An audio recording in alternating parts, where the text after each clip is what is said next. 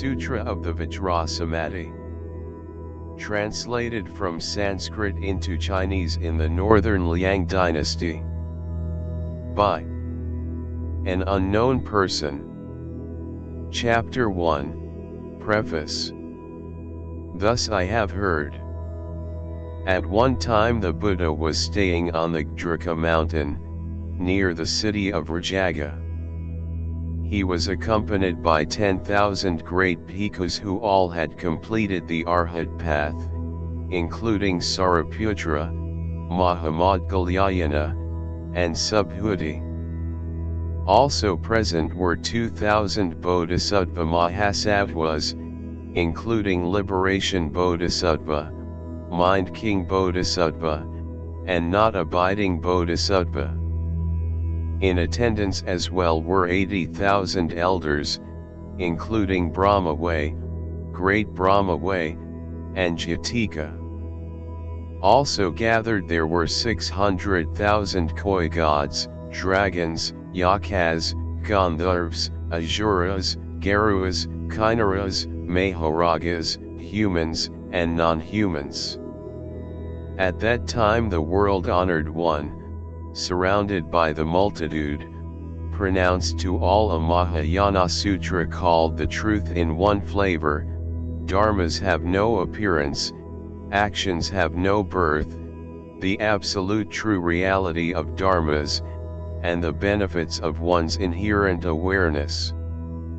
One who ever heard the sutra, and accepted and upheld even one 4-line stanza, would enter a Buddha's wisdom ground and be able to use skillful means to teach and transform sentient beings, and to serve as their great beneficent learned friend. After the Buddha pronounced the sutra, he sat cross-legged and entered the Vajrasamādhi to his body and mind motionless.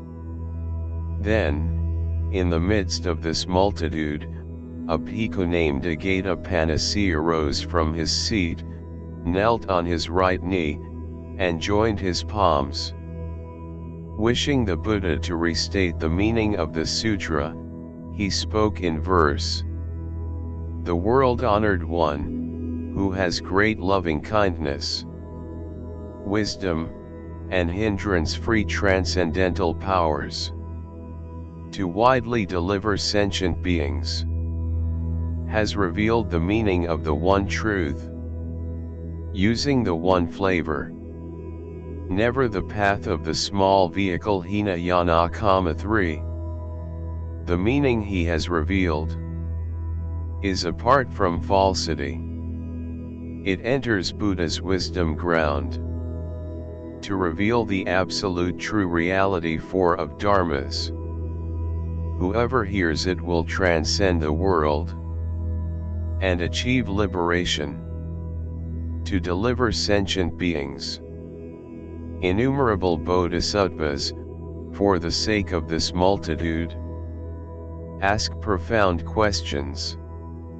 In order to know that dharmas are in quiet nirvāṇa, and to enter their absolute place true reality, using wisdom and skillful means. The Tathāgata has given teachings to reveal the truth. Teachings that follow the one vehicle Buddha vehicle, and have no mixed flavors. As a rain brings wetness, all grasses thrive according to their different natures. As the Dharma in one flavor pervades everywhere, Bodhi sprouts grow like grasses wetted by rain. Whoever enters the Vajrasamādhi, the samadhi that verifies the truth, definitely will eliminate all his doubts and regrets. In accordance with one Dharma, the true reality of dharmas. Chapter 2, Dharmas have no appearance. Then the world-honored one rose from samadhi and said, Buddha's wisdom ground reveals the true reality of dharmas. Their skillful means and spiritual powers have no appearance because dharmas are by nature absolutely empty sunya. 5. However, the definitive meaning of the one realization of one's inherent awareness 6 is hard to understand and fathom, and beyond the knowledge and views of riders of the two vehicles. Only Buddhas and Bodhisattvas can know it. To sentient beings ready to be delivered, I expound the Dharma in one flavor. Then Liberation Bodhisattva rose from his seat.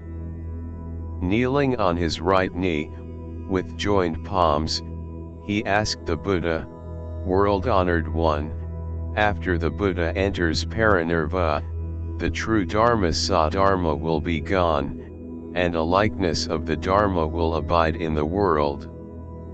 In its final kalpa with the 5 turbidities 7 sentient beings will do evil karmas as they endlessly transmigrate in the 3 realms of existence.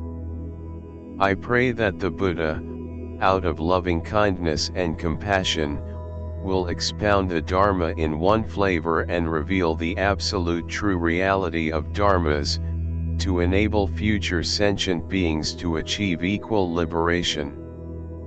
The Buddha answered, Good man, you ask why I have appeared in the world. It is because I want to transform sentient beings and enable them to acquire the spiritual fruit, i.e., to transcend the world. This great matter of a Buddha's appearance in the world is inconceivable because it arises from great compassion. If I would not give you teachings out of great compassion, stinginess would be a fault of mine. All of you should intently hearken as I explain to you. Good man, when transforming sentient beings, if one neither regards oneself as a transformer who transforms them nor regards them as objects to be transformed, and if one does not regard their transformation as no transformation, then this is a great transformation. One should enable every sentient being to discard the wrong view that one has a mind and an embodied self 8 because they have always been empty and quiet. If he realizes that his mind is empty, it will not produce illusions perceived or conceived dharmas. Free from illusions, he will realize that dharmas have no birth. His realization that one's mind has no birth lies in its freedom from producing illusions. Liberation Bodhisattva asked the Buddha, World-honored one, a sentient being's mind by nature has always been empty and quiet. An empty and quiet mind has no form. Then how should one train in order to realize that it has always been empty? I pray that the Buddha, out of loving kindness and compassion, will explain to me. The Buddha answered, Bodhisattva, all one's mental appearances have no root, no place, and no birth, and are empty and quiet. If one's mind has no birth, it must be empty and quiet. By clearing one's mind ground, one realizes that one's mind has always been empty and had no appearance. Good man, as one's mind with no appearance has no mind and no self, so all Dharma appearances have no mind and no self. Liberation Bodhisattva asked the Buddha, World-honored one, if sentient beings imagine that they have a self and a mind 9, what teachings should be used to enable them to free themselves from their fixations? The Buddha answered, Good man, if someone holds the view that one has a self, you should have him observe the 12 links of dependent arising, which are based on cause and effect and arise from one's mental actions. Even one's mind does not exist, much less one's body. If someone holds the view that one has a self, you should have him discard the view of its existence. If someone holds the view that one has no self, you should have him discard the view of its non-existence. 10. If someone thinks that one's mind has a birth, you should have him discard his misconception that it will die. If someone thinks that one's mind has a death, you should have him discard his misconception that it was born.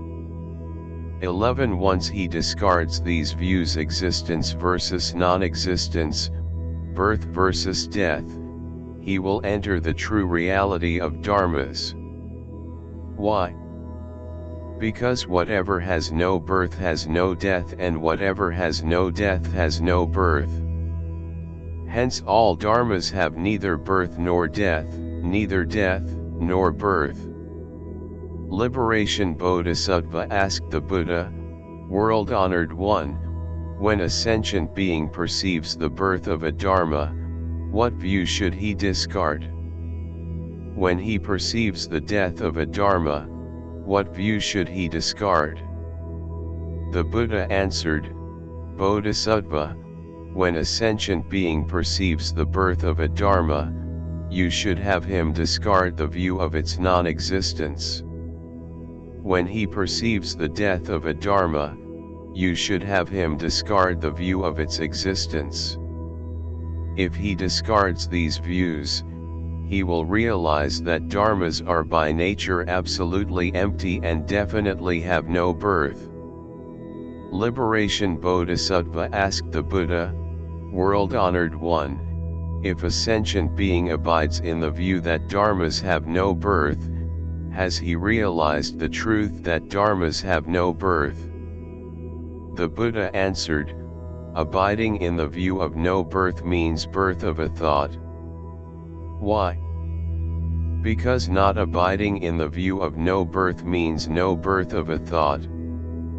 Bodhisattva, if one has the thought that dharmas have no birth, one is using the birth of a thought to end the view of birth. Only when one ends one's perception of birth and death of dharmas will one realize that dharmas have never had any birth, and that one's mind is constantly empty and quiet, and abides in nothing. When one's mind abides in nothing, it has no birth.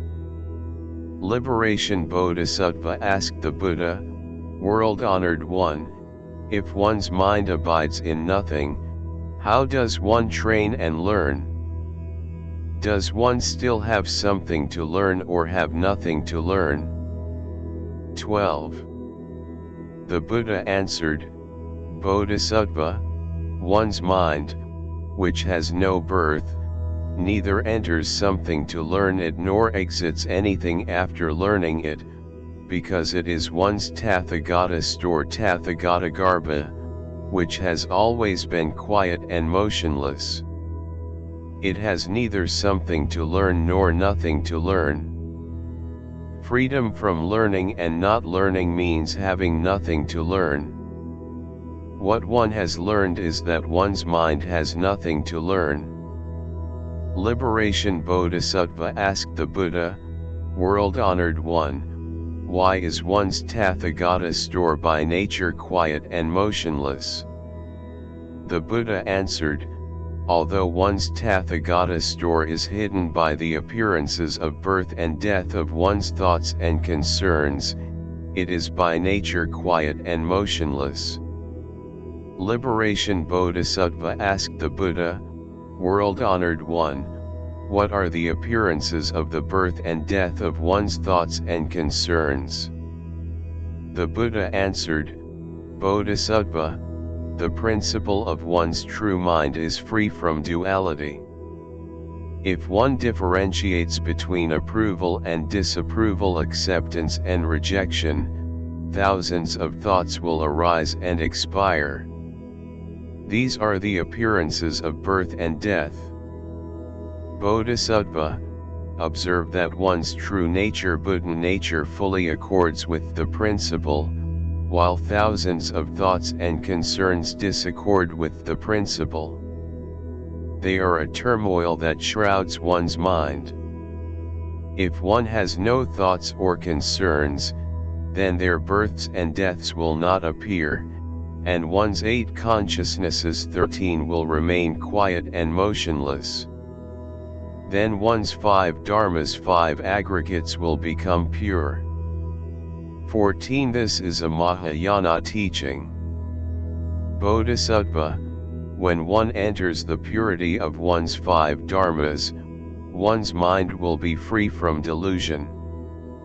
Without delusion, one enters a Tathāgata's holy wisdom ground of self-realization. Having entered the wisdom ground, one will know well that no dharma has ever been born. Knowing that dharmas have never been born, one will not have deluded thinking. Liberation Bodhisattva said to the Buddha, "World-honored one, if one has no deluded thinking, then one does not need to stop it." The Buddha said, "Bodhisattva, because one's delusion has never been born, there is no delusion to end. If one knows that one's mind is no mind, there is no mind to stop. Free from differentiation, one's manifesting consciousness alaya consciousness does not arise. Then it has no birth to stop. However, no stopping is not no stopping. Why? Because there is nothing to stop."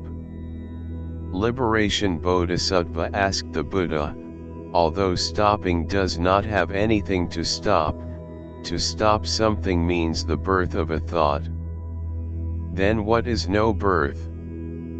The Buddha answered, "Bodhisattva, one should stop the birth of a thought. After stopping it, one has nothing else to stop. As one does not abide in one's no stopping or no abiding, how can there be the birth of a thought?" Liberation Bodhisattva asked the Buddha, if one's mind in true reality has no birth, how does one accept or reject anything? In what dharma appearances does one abide?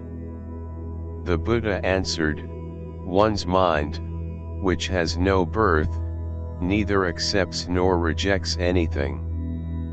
It abides in no mind and no dharma." 15. Liberation Bodhisattva asked the Buddha, "World-honored one, how does one abide in no mind and no dharma?"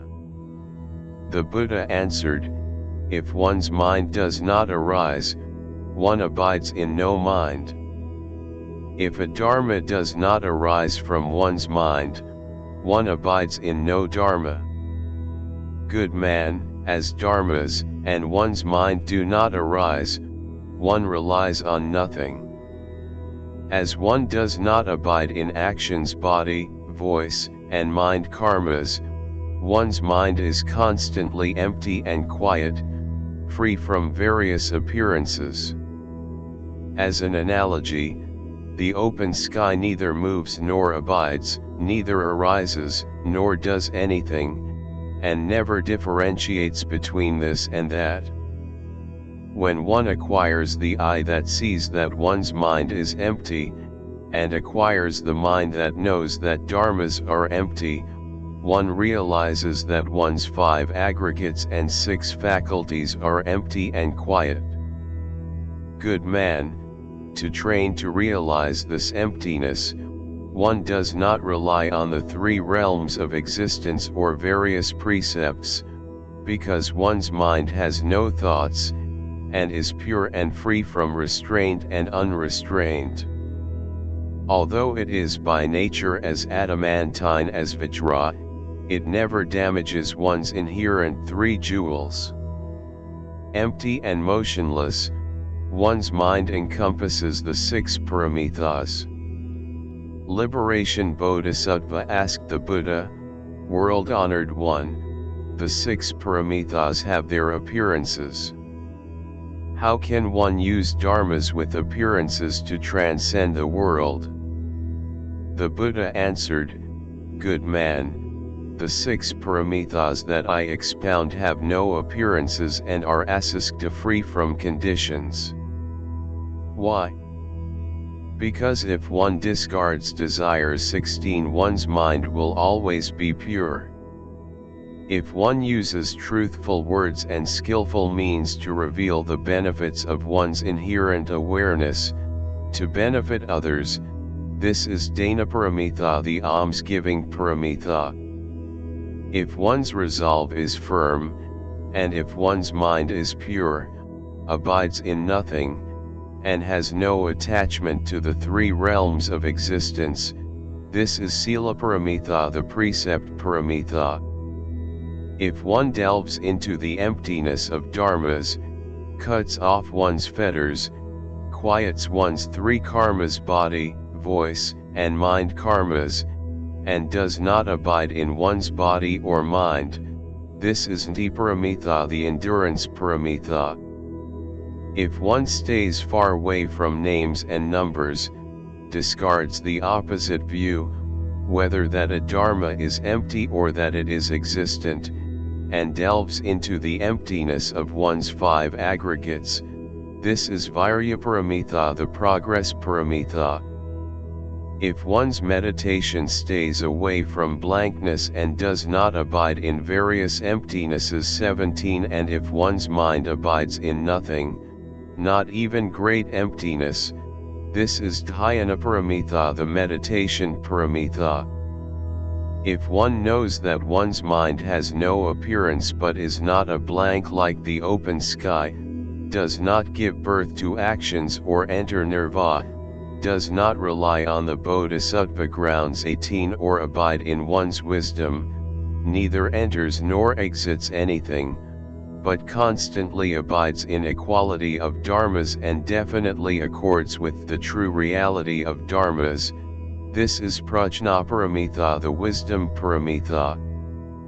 Good man, these 6 paramithas are the benefits of one's inherent awareness and accord with one's true nature. They enable one to transcend the world and achieve hindrance-free liberation. Good man, this liberation has neither appearance nor action. Freedom from liberation and no liberation is called liberation. Why? Because it has no appearance, no action, no motion, and no disorder. It is quiet nirvāṇa without the appearance of nirvāṇa. After liberation, Bodhisattva heard these words. He found great joy in his heart because he acquired an understanding he never before had. To affirm the meaning of the Buddha's words, he spoke in verse. The world-honored one, who is fully enlightened, has expounded the Dharma to this multitude. His teachings reveal the one vehicle, not the paths of the 2 vehicles. The Dharma in one flavor and with no appearance is like the vast open sky, which encompasses all things. It enables all those with different natures to realize their own place in inherent awareness. If one discards the view that one has a mind and a self, one will realize that all things are manifested by one Dharma, one's true mind. Whether sentient beings in the 3 realms of existence take the same or different actions, they all receive the benefits of their inherent awareness. When one discards the view of opposite appearances of dharmas, such as existence and non-existence, one realizes quiet nirvāṇa, but does not abide in it. Because one enters the absolute place, true reality of dharmas, which is free from appearances and actions. One's empty mind on the nirvāṇa ground is the nirvāṇa mind, which has no birth. It is by nature as adamantine as Vajra, and never damages one's inherent 3 jewels. It has the 6 paramithas to deliver all sentient beings. One never rides the small vehicle to transcend the 3 realms of existence, because the seal of the Dharma in one flavor is formed by the one vehicle. After the multitude heard this meaning, all found great joy in their hearts, discarded the wrong view that one has a mind and a self, entered the vastness of emptiness and no appearance, and definitely cut off their fetters and ended their afflictions. Chapter 3, Actions Have No Birth. At that time, Mind King Bodhisattva heard the Buddha's inconceivable teaching on transcending the 3 realms of existence. He rose from his seat, joined his palms, and asked in verse, according to the Tathāgata's teaching, one's transcendence of the world has no appearance. If all sentient beings and their afflictions cut off their fetters, and know that one's mind and self are empty, they will realize that dharmas have no birth. As dharmas have no birth, how can one acquire endurance in one's realization that dharmas have no birth? Then the Buddha told Mind King Bodhisattva, good man, endurance in one's realization that dharmas have no birth means an enduring understanding that dharmas have never had any birth. For example, all actions have no birth. It is false that one can take action that has birth to acquire endurance in one's realization that dharmas have no birth. Mind-kind Bodhisattva said, World-honored one, if perceiving as an attainment one's endurance in one's realization that dharmas have no birth is false, then perceiving no attainment and no endurance must not be false. The Buddha said, not so. Why not? Because perceiving no attainment and no endurance implies attainment of his negations. Any attainment and one's endurance in it mean birth, the birth of an attainment. Whether one perceives attainment or no attainment, one's perception is false. Mind Bodhisattva asked, World-honored one, why is one's mind, which has no birth and no abiding in anything, not false? The Buddha answered, what is meant by one's mind, which has no birth and no abiding in anything? One's mind has no shape or sections, just as the nature of fire is hidden in wood but has no place. Fire has a name, which is a word, but its true nature cannot be captured.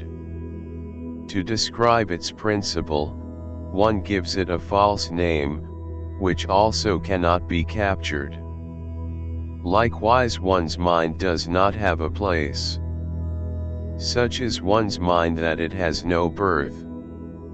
Good man, one's mind is like an amra mango, which is not born from itself, from something else, from both itself and something else, or from no cause. 19. It has no birth. Why? Because conditions arise and expire. When a condition arises, it is no birth. When a condition expires, it is no death. Whether conditions are hidden or visible, they have no appearance because their basic principle is nirvāṇa. The presence of one's mind cannot be identified with a place because it abides in its true nature. This true nature is neither the same nor different, neither perpetual nor ceasing, neither entering nor exiting, and has neither birth nor death. 20. It is free from the four falsities. 21. And beyond the way of words. Likewise, one's mind by nature has no birth. How can it be described as born or not born, or as having or not having endurance? If someone claims that his mind attains, abides in, or sees something, he has not attained anuttara samyak sabbadhi. Without prajna wisdom, 22, he remains in the long night of births and deaths. To understand one's mind and its nature, one should know that one's mind is true suchness Buddha Tathāgata 23, and that its nature is true suchness as well. They have no birth and no action. Mind King Bodhisattva said, "World-honored one, if one's mind is true suchness, it will not give birth to actions, and actions will not be born from one's mind. Although actions appear, they have no birth. Whatever has no birth takes no action. Hence actions have no birth." The Buddha asked, "Good man, do you use the principle of no birth to prove that actions have no birth?" Mind King Bodhisattva answered, "Not so." "Why not?" "Because as the appearances of one's actions, which have no birth, are by nature empty and quiet, there is no seeing or hearing, no gain or loss, no words or speech, no knowing or appearing, and no accepting or rejecting. Then how does one verify anything? Any claim of verifying the truth would be disputable. Actions, which have no birth, are free from dispute and discussion." The Buddha asked, "Have you attained anuttara samyak sabbadhi?" Mind King Bodhisattva answered, "World-honored one, I do not attain anuttara samyak sabbadhi." "Why not?" "Because Bodhi by nature has neither gain nor loss, neither perception, nor knowledge, and makes no differentiation. Its freedom from differentiation is purity, and its nature is unadulterated, indescribable by words, and free from existence and non-existence, and knowing and not knowing. Likewise are dharma actions." "Why?" "Because all dharma actions have no place, because of their true nature. They are free from attainment and no attainment. Therefore, how can one attain anuttara samyak sabbadhi?" The Buddha said, "Indeed, indeed. As all one's mental actions are quiet and have no appearance and no birth, so too all one's consciousnesses are quiet and have no appearance and no birth. Why? Because as I and what it touches are empty and quiet, I consciousness is empty and quiet, free from motion and no motion, and from the three kinds of internal sensations pleasant, unpleasant, and neither, which are in nirvāṇa. So too are ear consciousness, nose consciousness, tongue consciousness, body consciousness, mental consciousness the sixth consciousness, manas consciousness the seventh consciousness, and alaya consciousness the eighth consciousness. All one's consciousnesses are free from the notion that they are in nirvāṇa and the notion that they have no birth.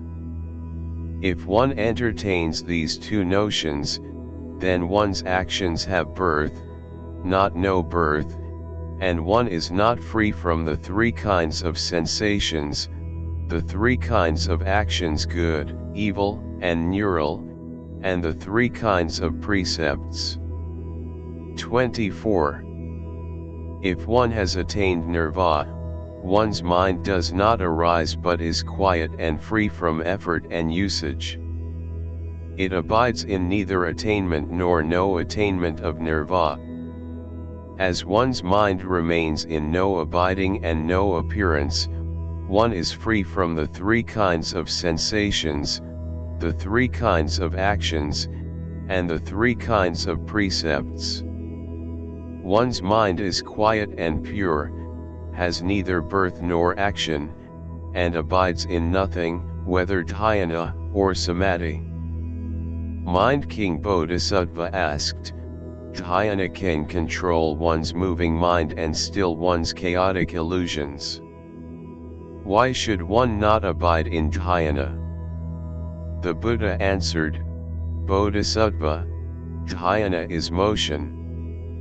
25 No motion and no dhyana are dhyana, which has no birth. Dhyana by nature has no birth and is apart from its appearances. It by nature does not abide in anything and is apart from the motion of abiding in dhyana. If one knows that dhyana by nature has neither motion nor quietness, one will understand that it has no birth. Likewise prajna, which has no birth, does not abide in anything, and one's mind does not move. Because of this wisdom knowledge jnana, one achieves prajnaparamita, which has no birth. Mind King Bodhisattva said, World-honored one, prajna, which has no birth, neither abides nor departs anywhere. One's mind abides nowhere, and there is nowhere one's mind can abide. Having nowhere to abide, one's mind has no birth and no abiding. Abiding in this way, one's mind abides in no birth and no abiding. World-honored one, one's mind, which has no birth and no abiding, is inconceivable. What is inconceivable is describable and indescribable. 26. The Buddha said, Indeed, indeed. After Mind King Bodhisattva heard these words, he marveled at them as unprecedented teachings and praised the Buddha in verse. The world-honored one, who is adorned with great wisdom, has broadly expounded that dharmas have no birth. These teachings never before heard are now given. They are like pure sweet dew, which appears once in a long while. They are inconceivable, hard to encounter, and hard to hear.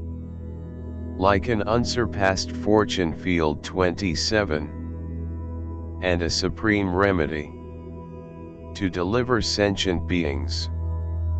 These teachings are now given. After the multitude heard these words, all acquired endurance in their realization that dharmas have no birth and acquired prajna, which has no birth. Chapter 4, The Benefits of One's Inherent Awareness. At that time, not abiding Bodhisattva heard the Buddha expound the inconceivable truth in one flavor. Having come from a distant place, he stayed close to the Tathāgata's seat to listen with intent mindfulness. He entered a pure state, his body and mind motionless. Then the Buddha asked not abiding Bodhisattva, Whence have you come and where have you come to? Not abiding Bodhisattva answered, I came from nowhere and came to nowhere. The Buddha praised, Inconceivable. Because you came from nowhere and came to nowhere, you have acquired the benefits of your inherent awareness. You are a Bodhisattva Mahasattva. Then he emitted vast radiance that illuminated everywhere in the 3,000 large thousand-fold world, and spoke in verse. Great is a bodhisattva, whose wisdom is fully developed. He always uses the benefits of his inherent awareness to benefit sentient beings, neither coming nor going. As he carries out his four majestic deportments, he constantly abides in the benefits of his inherent awareness to guide sentient beings.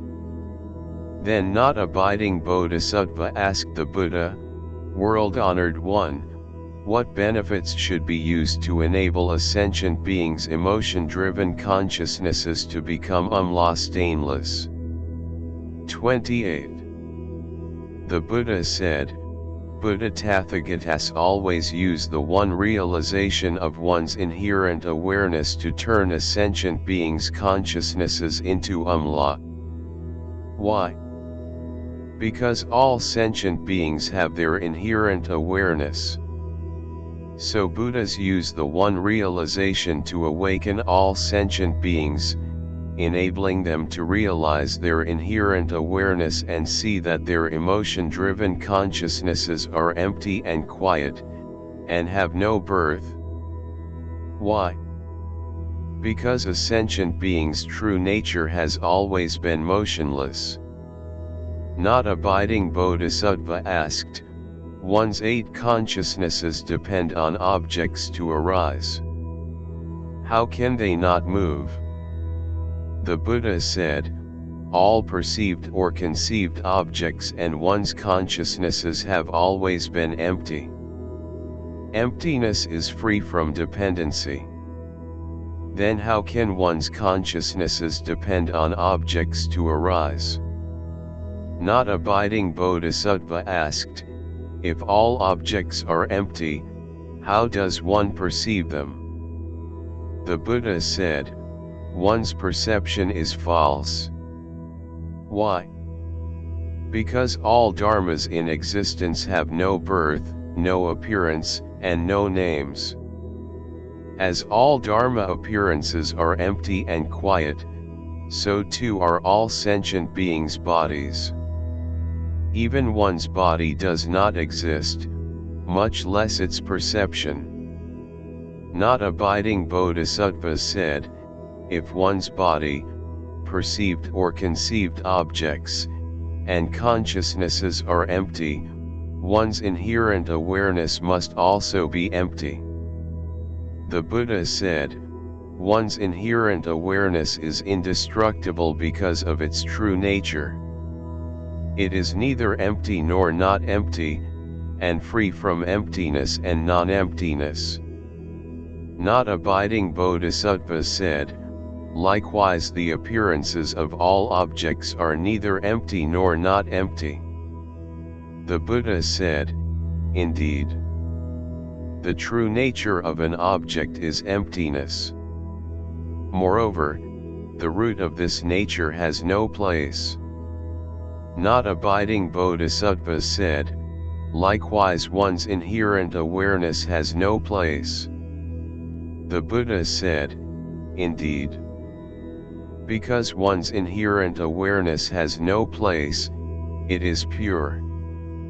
In its purity, it has no perception. Because a perceived thing has no place, it is pure. In its purity, it has no form. Not abiding Bodhisattva said, likewise one's mind, I, and consciousness are inconceivable. The Buddha said, likewise one's mind, I, and consciousness are inconceivable. Why? Because an object has no place, and is pure and without a name, it does not come inside to enter one's mind. Because one's I has no place, and is pure and without perception, it does not go outside to touch anything. Because one's mind has no place and is pure, it neither arises from nor stops anywhere. Because one's consciousness has no place, and is pure and motionless, it makes no differentiation.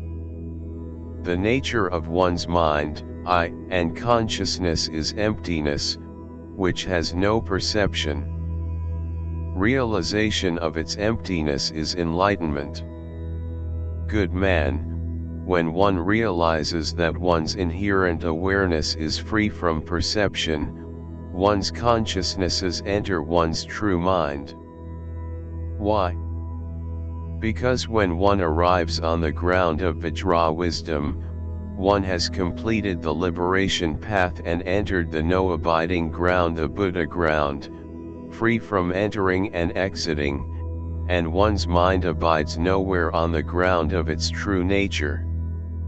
This ground is pure like lucid aquamarine varia, its nature is equality, like the nature of the great earth, its discerning observations are like the wisdom sunlight, its benefits that enable sentient beings to realize their inherent awareness are like a great dharma rain. Acquiring these four kinds of wisdom knowledge 29 is entering the ground of a Buddha's wisdom knowledge, where one's consciousnesses do not arise.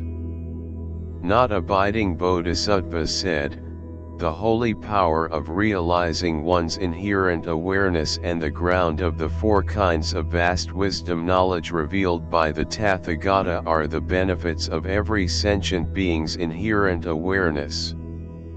Why?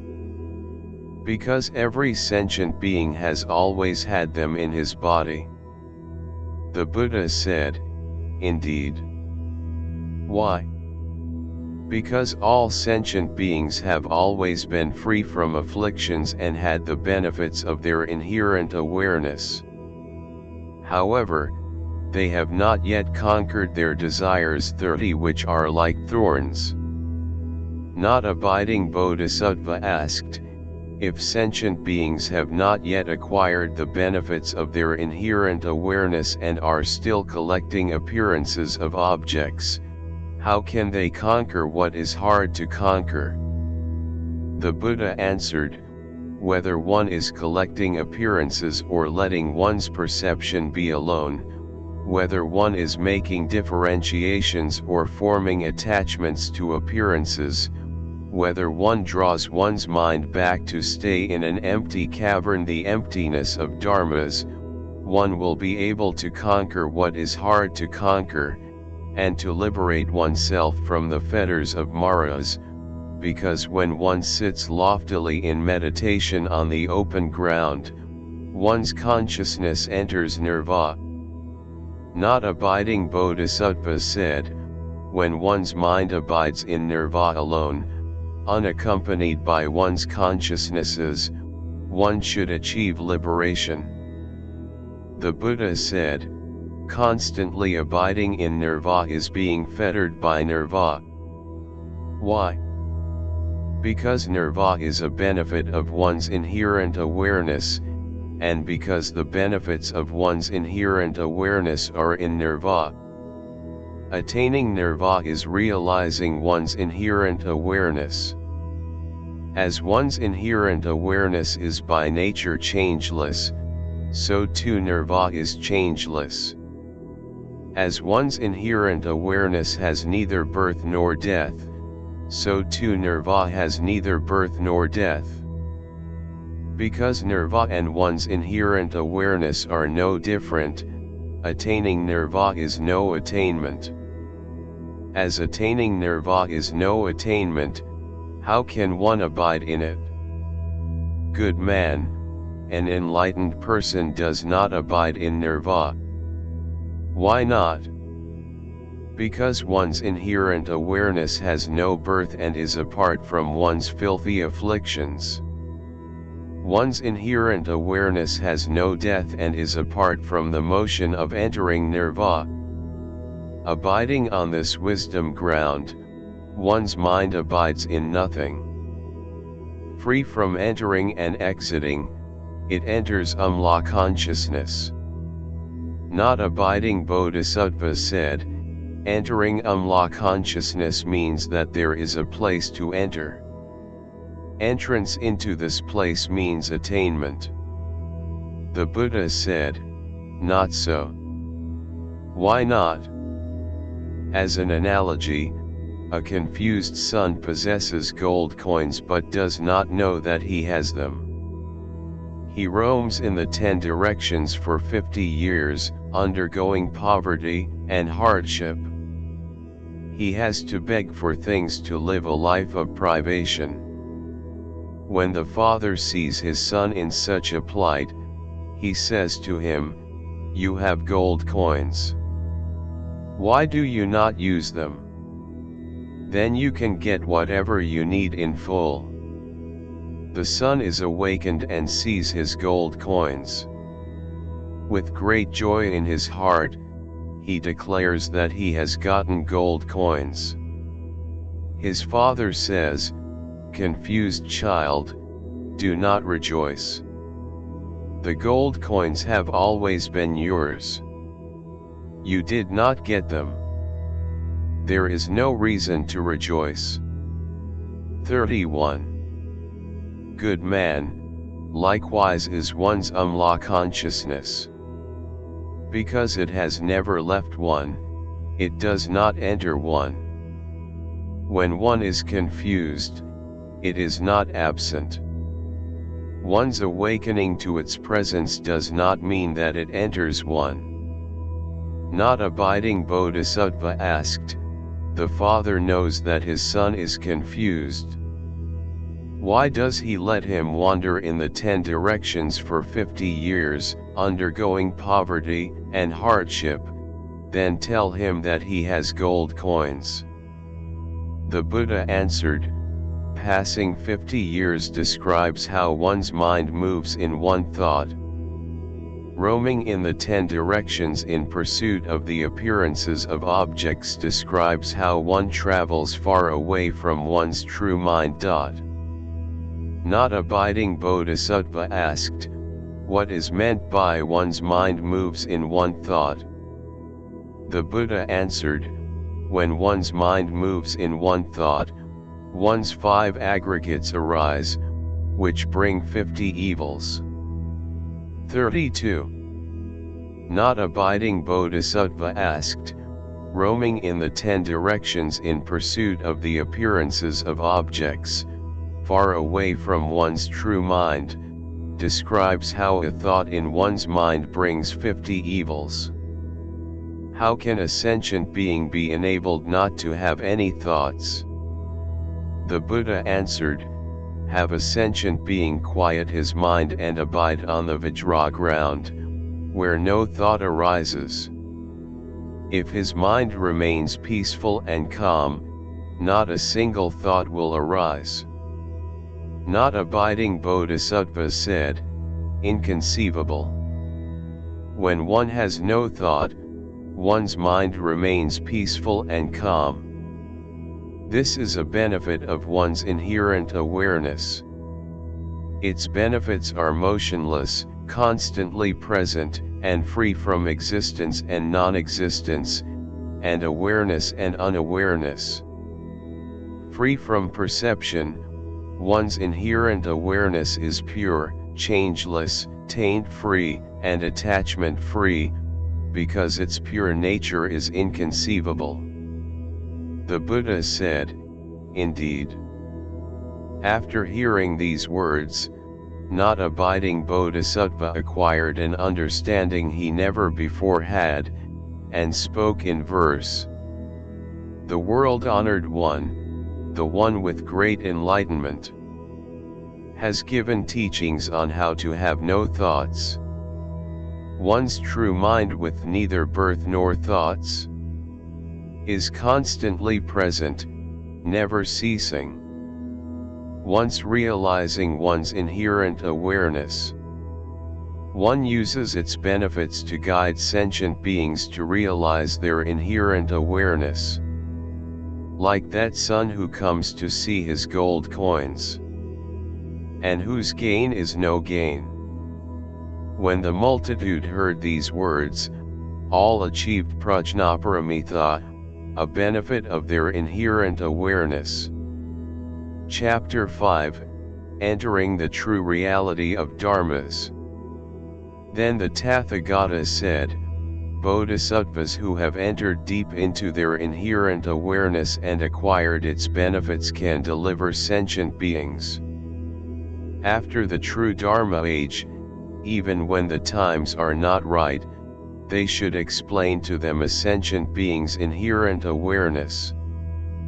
They should give them pertinent teachings, whether the same or different, whether in accord with or against their views, to guide their emotion-driven consciousness into the sea of Sarvajana overall wisdom knowledge, 33, and to enable those ready to be delivered not to puff their false wind of ignorance but to drink the wondrous Dharma milk in one flavor. Whether one engages in worldly or supra-worldly matters, one should abide nowhere to observe the five emptinesses, and should neither grasp nor discard them when one enters or exits one's observation. Why? Because dharmas have empty appearances.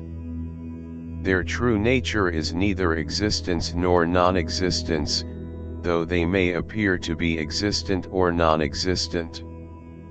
Without a fixed appearance, they abide in neither existence nor non-existence. Their true nature cannot be fathomed by an ordinary being or a holy voice hearer. 34 Based on his understanding of existence and non-existence.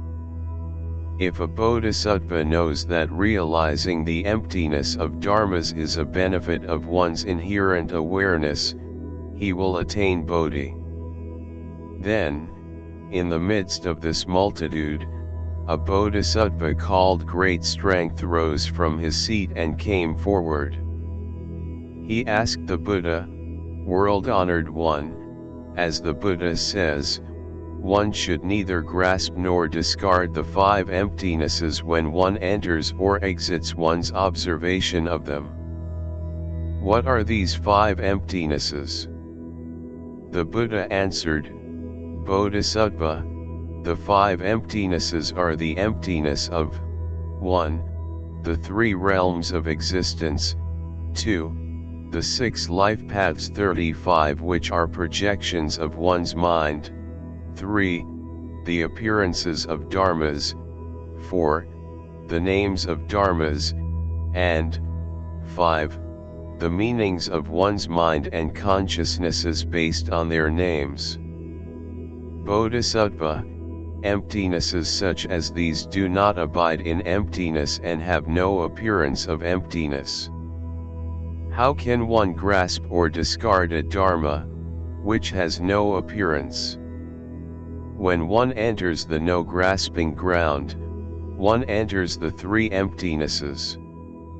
Great Strength Bodhisattva asked, "What are the three emptinesses?" The Buddha answered, "The three emptinesses are the emptiness of 1. The appearance of emptiness, 2. The wisdom that sees the emptiness of dharmas, and 3. Whatever is seen as empty." Not abiding in their appearances, these three emptinesses are true, beyond the way of words, and inconceivable. Great Strength Bodhisattva said, "Whatever is true implies its existence." The Buddha said, "Existence does not abide in existence, non-existence does not abide in non-existence. An existent dharma does not mean that it abides in its existence, a non-existent dharma does not mean that it abides in its non-existence."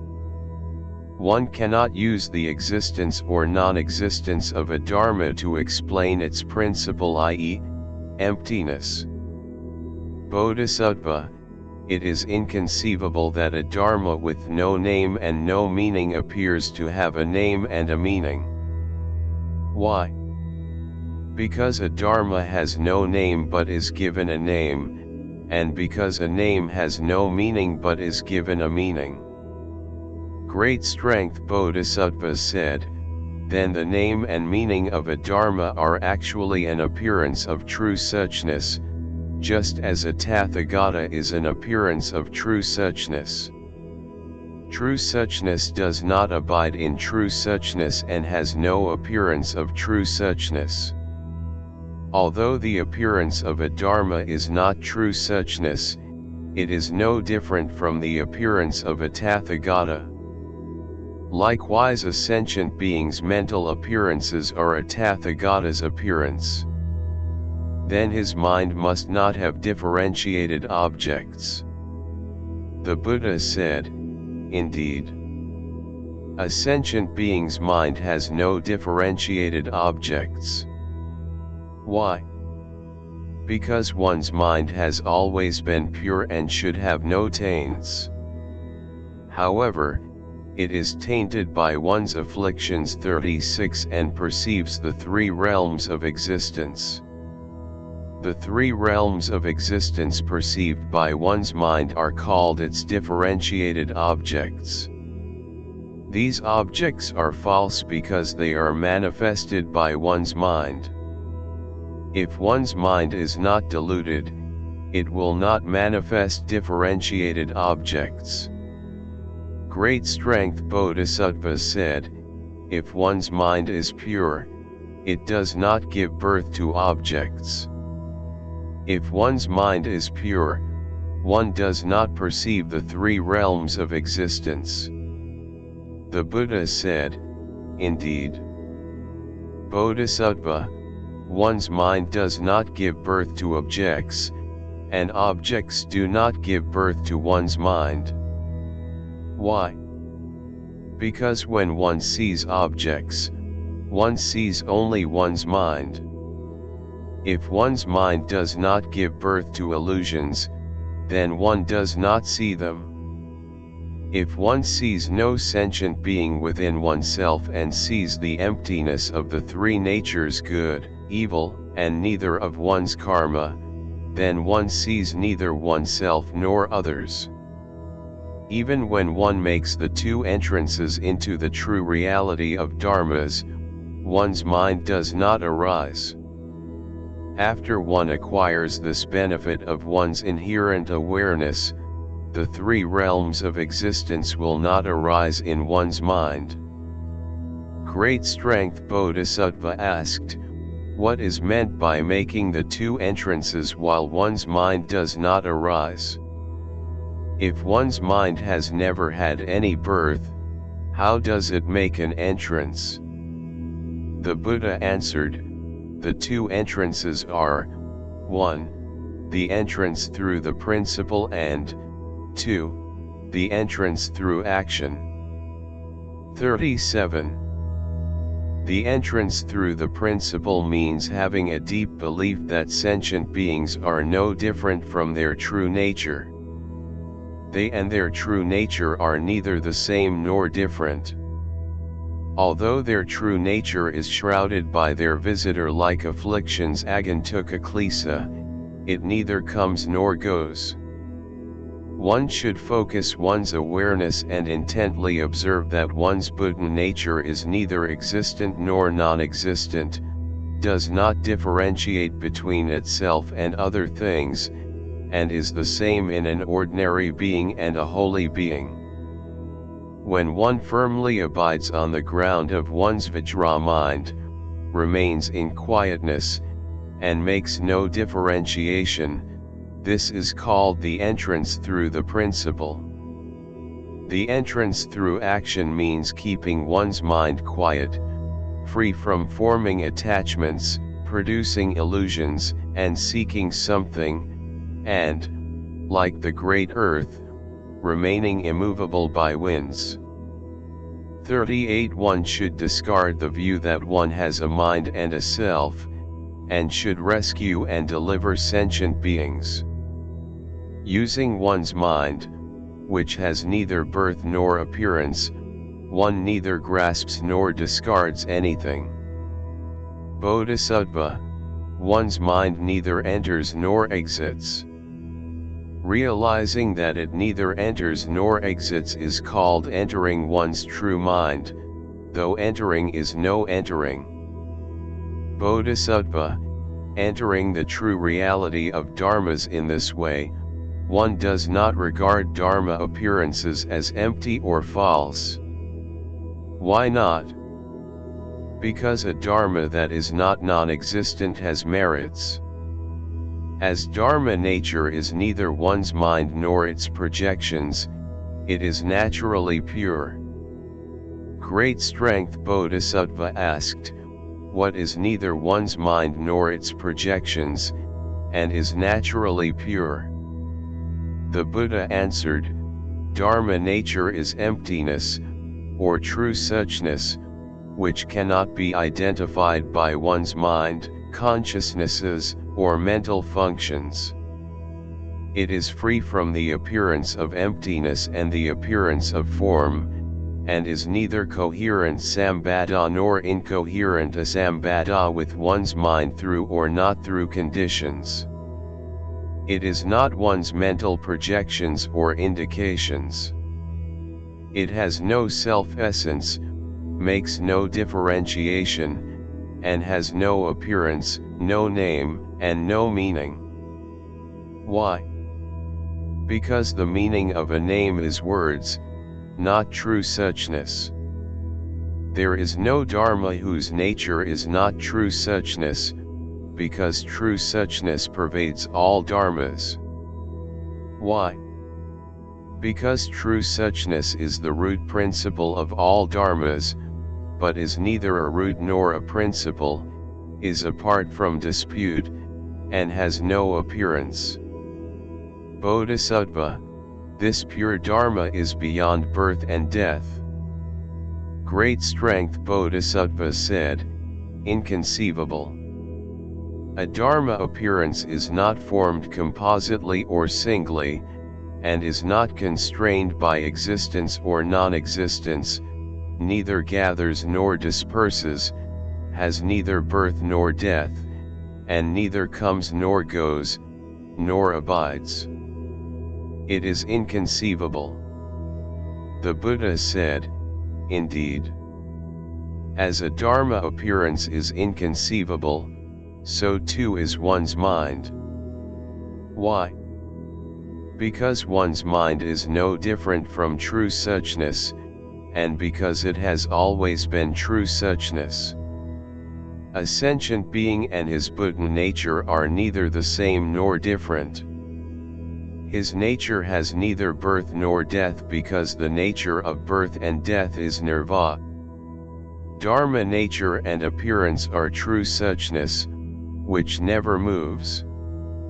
Although all dharmas appear to arise through conditions, they have no birth because the nature of their arising is true suchness, which never moves. Moreover, the appearances of conditions are by nature empty.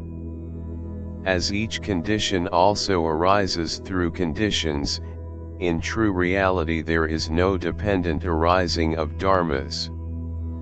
However, one's deluded mind sees dharmas arise through conditions, not knowing that their appearances have no birth because the conditions they depend upon are non-existent.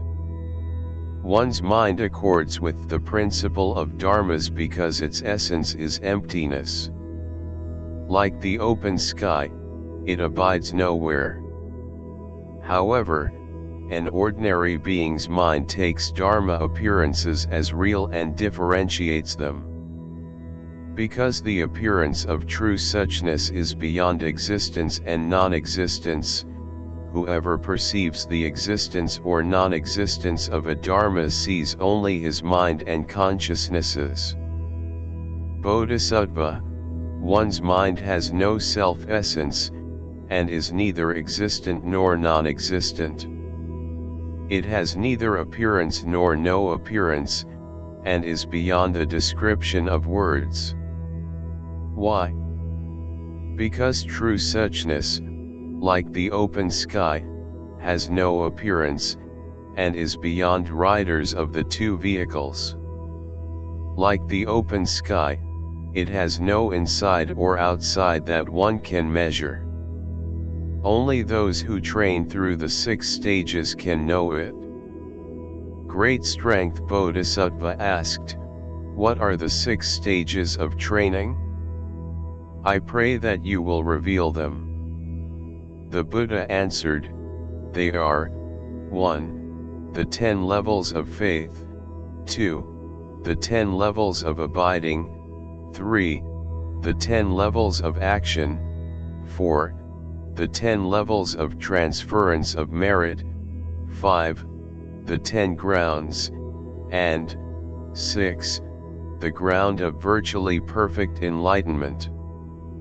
39. Those who train in this way can know true suchness.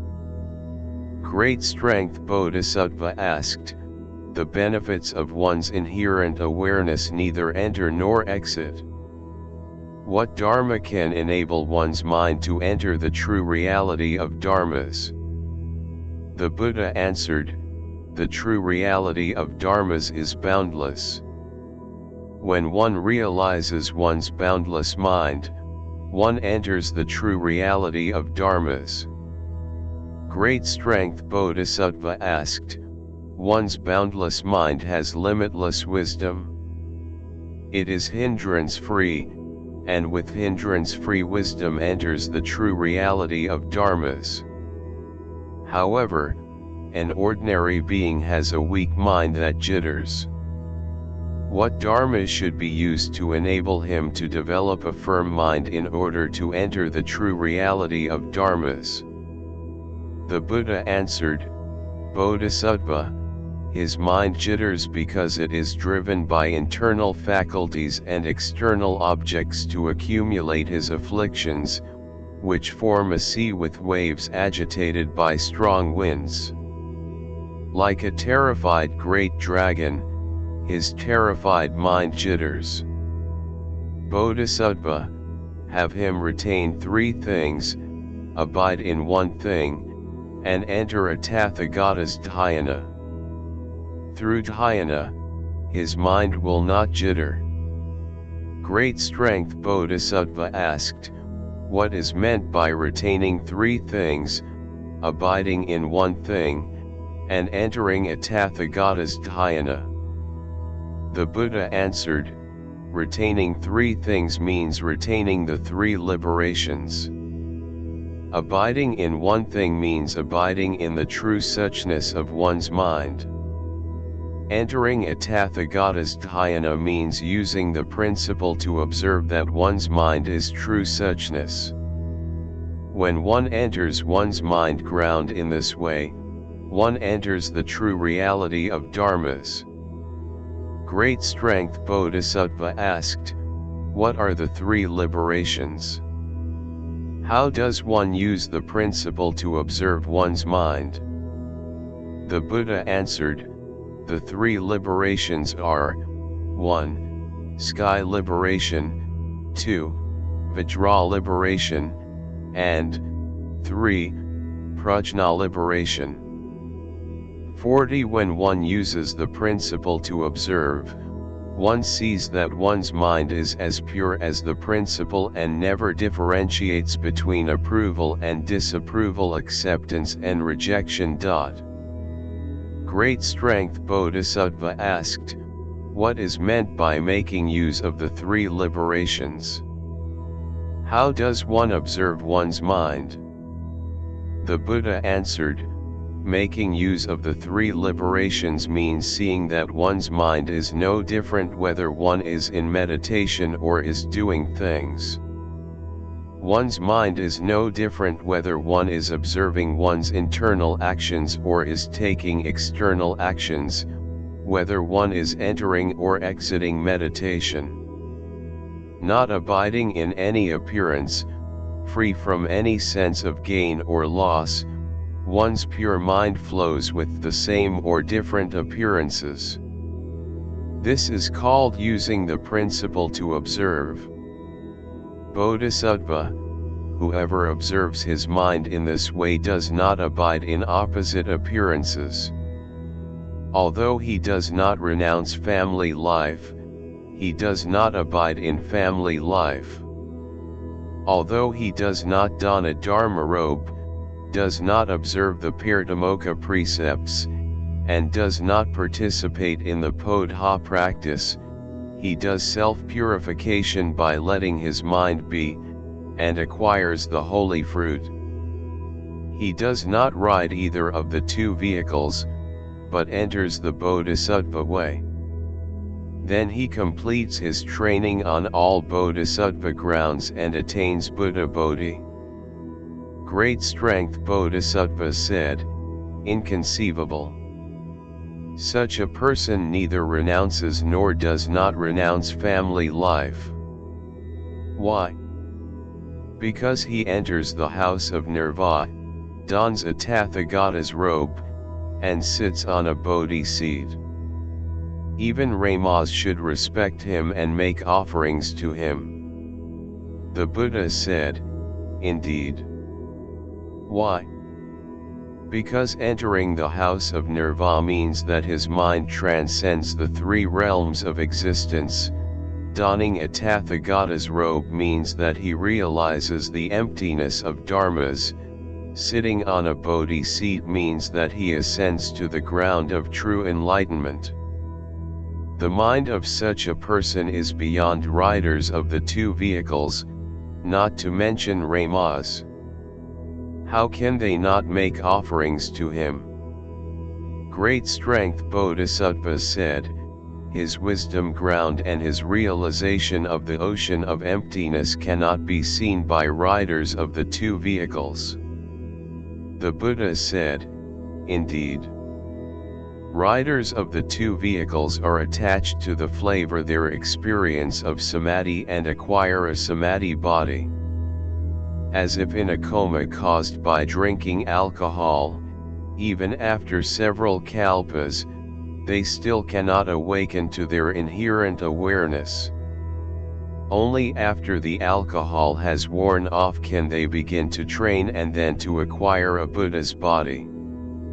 By contrast, as soon as a person sheds the status of an ekantika, a non-believer or one who has cut off his roots of goodness, he trains through the 6 stages.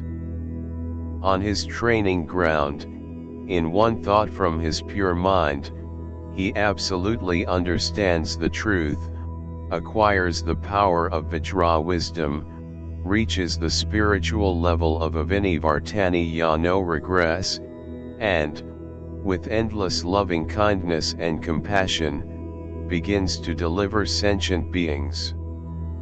Great strength Bodhisattva said, such a person has no need to observe the precepts or show respect for Ramas.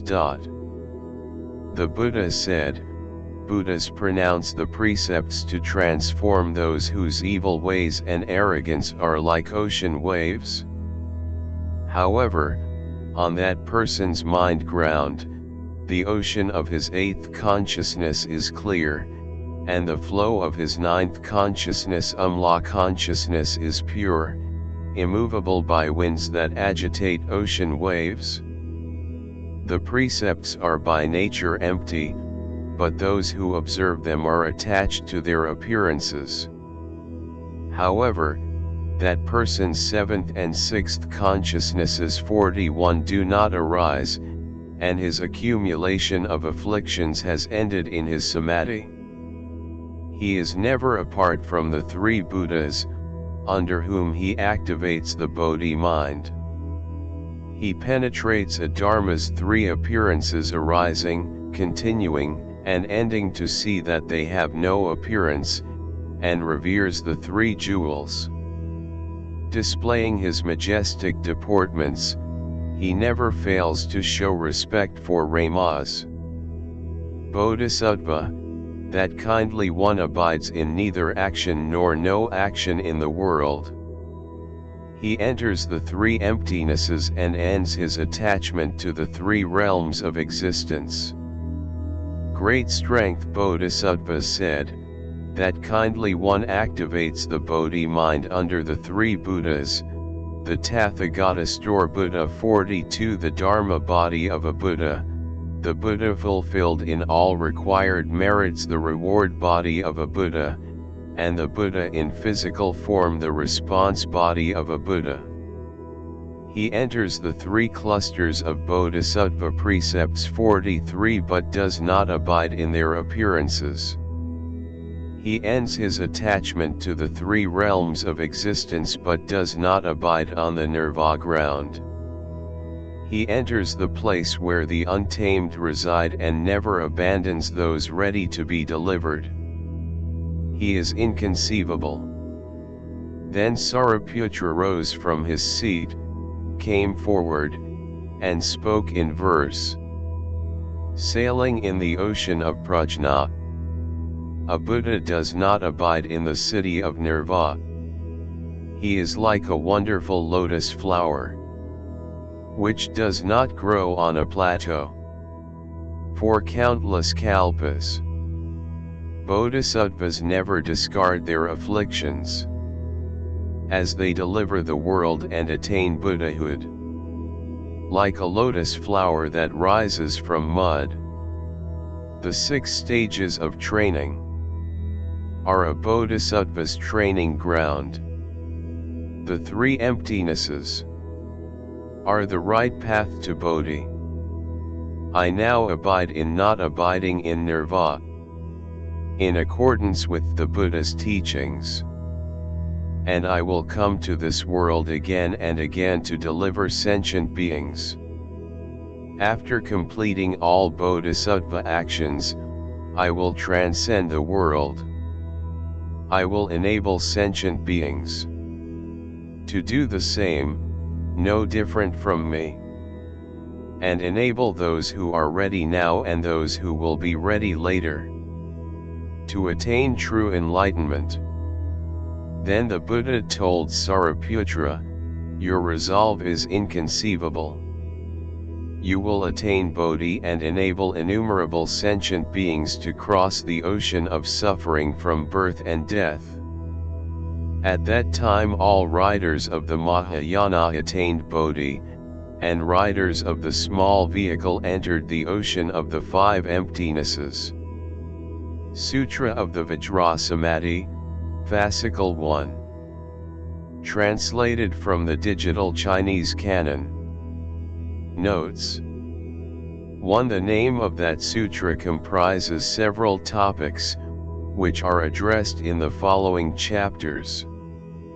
2. As Vajra is an adamantine substance that can destroy all things, the Vajrasamādhi can penetrate the truth of all things.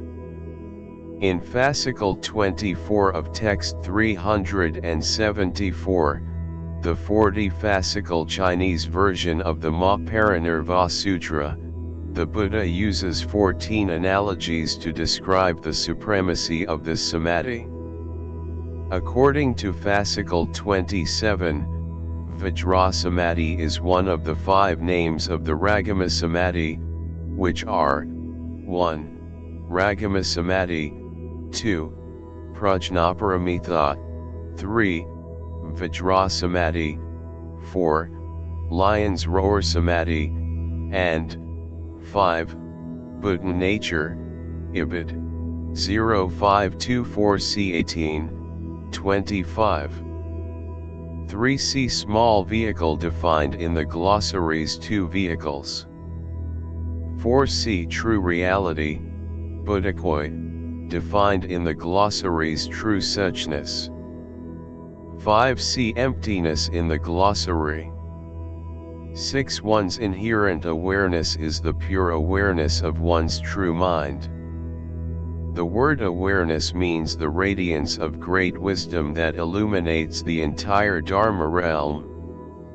In text 1666, the earlier of the 2 Chinese versions of a treatise on eliciting faith in the Mahayana, Mahayanas Radhatpadasastra, attributed to Avyawa, circa 100–60, from central India, translated from Sanskrit in the southern Liang Dynasty, 502–57, by Paramartha, 499–569, from northwestern India. Avyawa explains one's inherent awareness, Benju, unawareness, Baju, and developed awareness, Shiju. As one follows one's consciousnesses, and differentiates and pursues the appearances of dharmas, one's ignorance of one's true mind is called one's unawareness. Using the internal power of one's inherent awareness and the external power of hearing the Dharma, one's awareness developed through training taps into the purity and radiant wisdom of one's true mind. When one eventually realizes that one's fully developed awareness is the same as one's inherent awareness, one acquires great awareness, Daju, or great enlightenment. Without using the term developed awareness, this sutra states that one's enlightenment is but realizing one's inherent awareness. 7. The true Dharma will not be gone right after the Buddha's passing. It will gradually perish through the true Dharma age, the Dharma likeness age, and the Dharma ending age. See 3 ages of the Dharma and 5 turbidities in the glossary. 8. According to text 842, the Chinese version of the Mahavipilya Sutra of Perfect Enlightenment, without a beginning, all sentient beings mistake the 4 domains earth, water, fire, and wind for appearances of their bodies, and mistake the images of the 6 sense objects for appearances of their minds. The English translation of the sutra appears in Transcending the World, Rula 2015, 233-66. 9. According to text 1730, a commentary on the sutra, written by the Korean scholar Yuen Xiao, 617-86, or Wonhya, the wrong view that one has a self is a fixation on the existence of an imaginary self, and the wrong view that one has a mind is a fixation on the existence of a dharma, example one's mind. 10. According to text 669, the Chinese version of the Sutra of the Unsurpassed Reliance, Fascicle 1, Chapter 3, a Tathāgata's Dharma body, has the great true self Paramitha for 2 reasons. 1. He stays far away from the fixation of those on non-Buddhist paths Tirthaka because he has transcended their fantasy that one has a self, and 2. He stays far away from the fixation of riders of the 2 vehicles because he has transcended their limited understanding that one has no self. 11. The birth or death of one's mind can be understood as the perceptible arising and expiring of thoughts.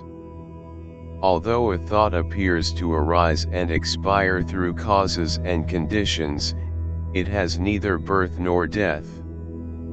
So too does one's mind.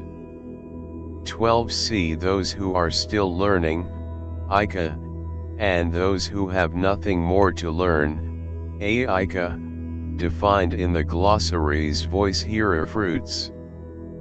Here, the answer given by the Buddha is a Mahayana teaching on one's mind, unrelated to the ranks of voice hearers. 13. See 8 consciousnesses defined in the glossary's 18 spheres. 14. According to text 251, one of the 7 Chinese versions of the Heart Sutra, as Avalokitesvara Bodhisattva went deep into Prajnaparamita, he saw in his illumination the emptiness of the 5 aggregates, the realization of which delivers one from all suffering and tribulations. Therefore, the purity of one's 5 aggregates means their emptiness. An English translation of text 251 appears in Teachings of the Buddha, Rula 2012a, 121. 15 Here, dharma means anything perceived or conceived by one's thinking mind. 16 See 5 desires in the glossary. 17 See 18 emptinesses in the glossary. 18 See 10 bodhisattva grounds in the glossary's stages of the bodhisattva way. Details of the 10 bodhisattva grounds are given in chapter 26 of text 279, the 80 fascicle Chinese version of the Mahavipilya Sutra of Buddha Adornment, Buddhvatazaka Mahavipilya Sutra. An English translation of this chapter appears in the Bodhisattva Way, Rula 2013, 111-244.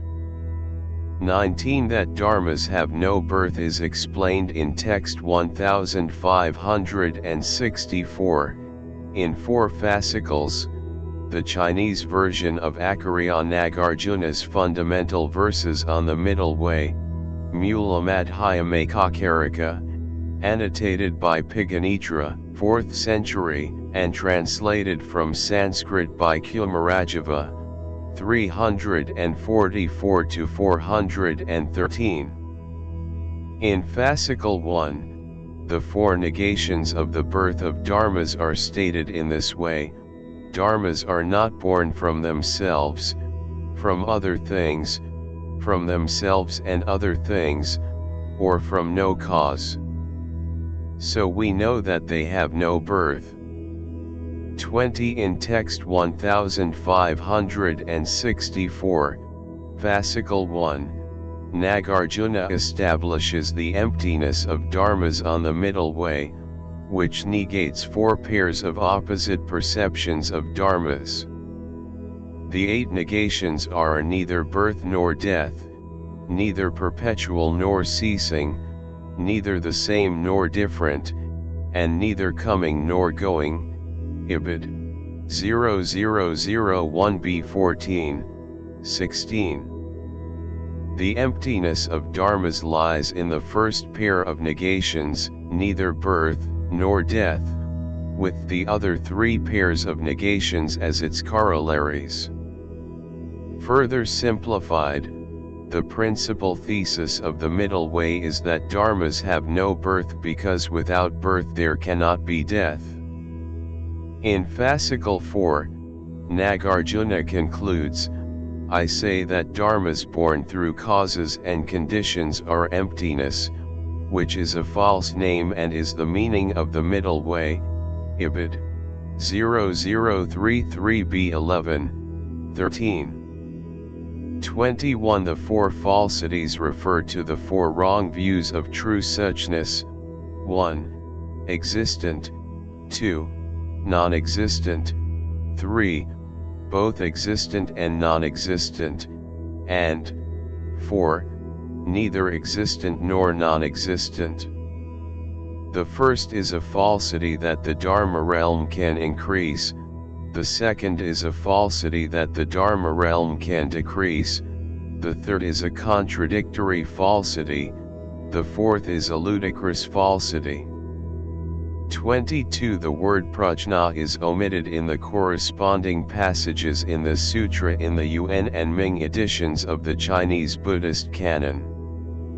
23 According to a treatise on eliciting faith in the Mahayana, true suchness has 2 meanings, empty and not empty. It is empty because it never responds to the thoughts and differentiations of one's false mind, and has neither appearance nor no appearance, neither one appearance nor various appearances. It is not empty because one's true mind is eternal and changeless, and encompasses pure dharmas. The pure dharmas encompassed in one's true mind correspond to the benefits of one's inherent awareness addressed in the sutra, because in chapter 8 the Buddha says that one's inherent awareness has a mass of profound virtues. 24 The 3 kinds of precepts are, 1. Precepts for laity, such as the 8 precepts. 2. Precepts for monastics, such as the 10 precepts and the complete monastic precepts. 3. Precepts common to both laity and monastics, such as the 5 precepts.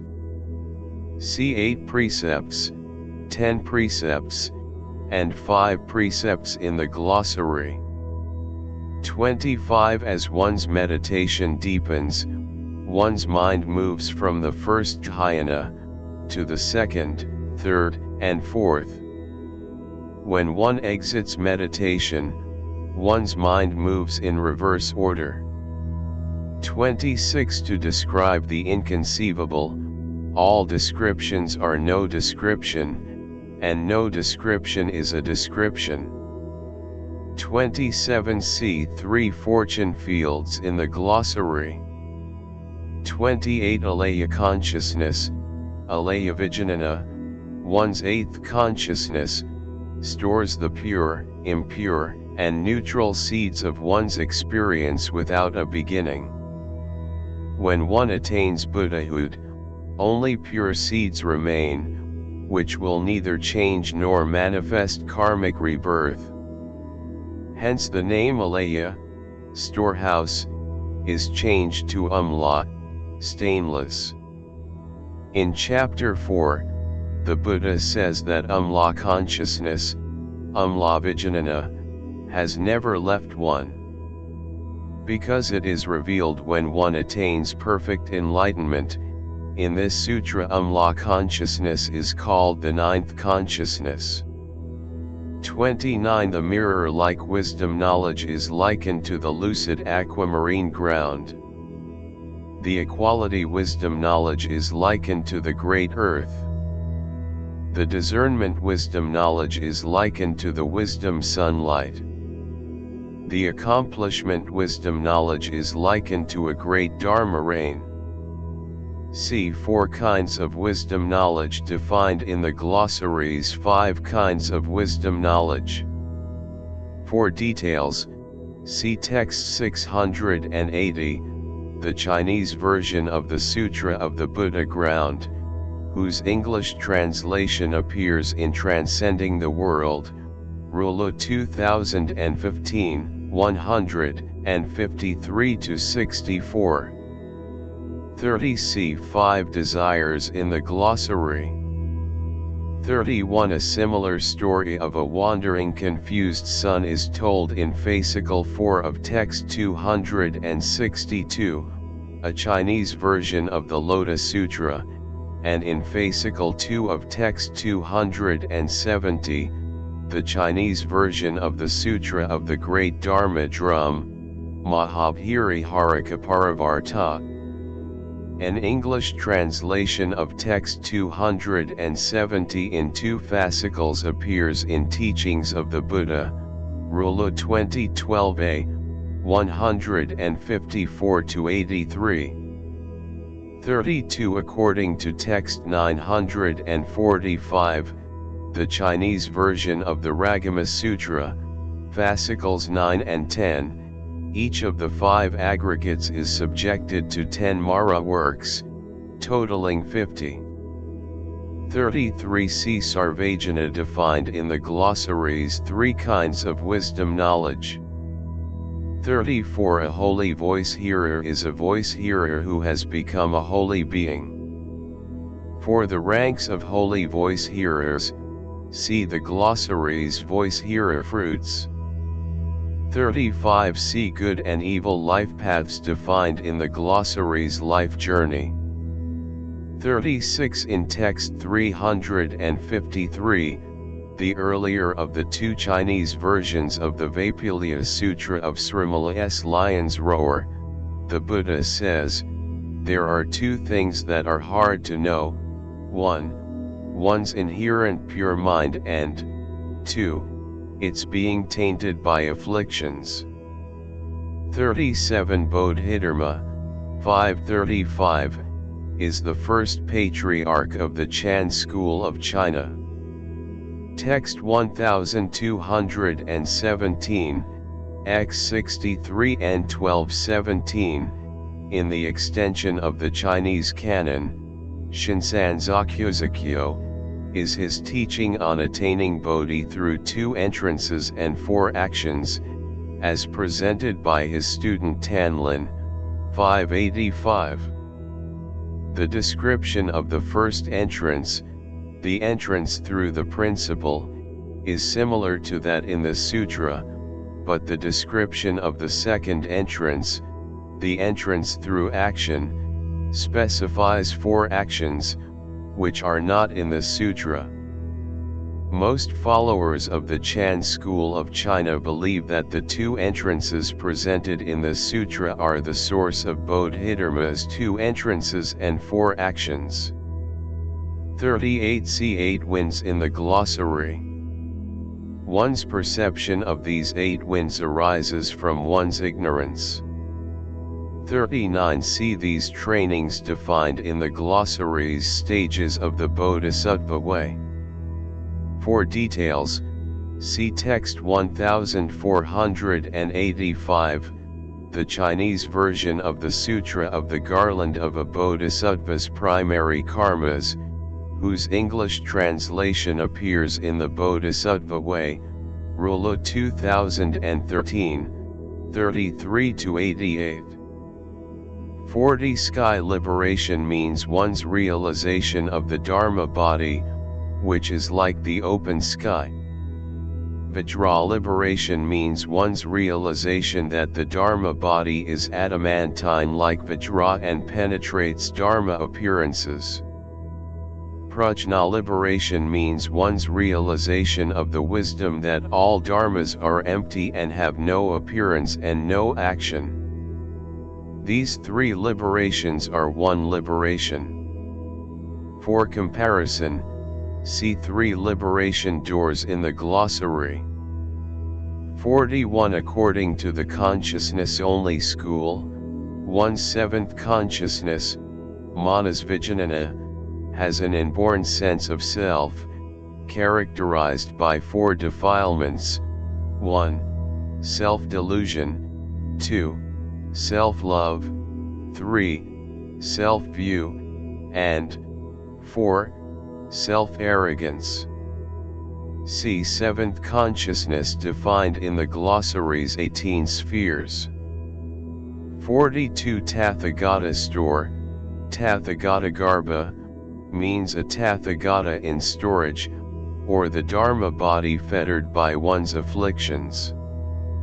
Therefore, everyone has the Tathāgata store Buddha within. 43 The 3 clusters of Bodhisattva precepts are: 1. Restraining precepts, 2. Precepts for doing good dharmas, and 3. Precepts for benefiting sentient beings. See Bodhisattva precepts in the glossary.